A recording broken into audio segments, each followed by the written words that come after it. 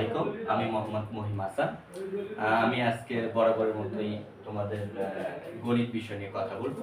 আজকে আমাদের আলোচনার বিষয় অনুশীলনী 3.3 এর নবম এবং দশম শ্রেণীর উৎপাদকীয় বিশ্লেষণ। আমরা বোর্ডে ইতিমধ্যে দুটো অঙ্ক লিখে রেখেছি, সেটাই আমরা সমাধান করব। সুপ্রিয় শিক্ষার্থী বন্ধুরা, এখন আমরা অঙ্ক দুটোর সমাধান করছি।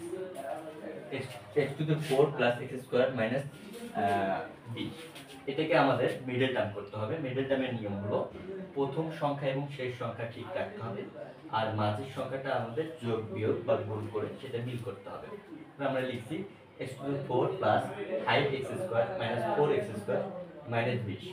এখন 5x এর ভেতর থেকে যদি 4x আমরা বাদ দিই তাহলে শুধু একটা x স্কয়ার থাকবে।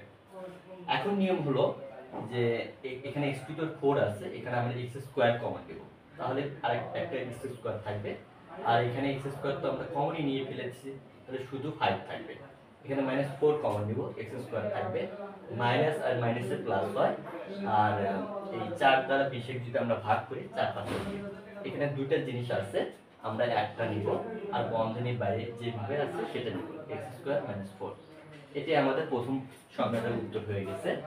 আমরা দ্বিতীয় অঙ্কটা করব। এখানে x স্কয়ার - 30a প্লাস 216, এই অঙ্কটা আমরা সমাধান করব পূর্বের অঙ্কের মতোই। x square - 18a - 12a plus 216, 18 এবং 12 গুণ যদি করি আমাদের 216 হবে, 18 আর 12 যোগ করলে আমাদের 30 হবে।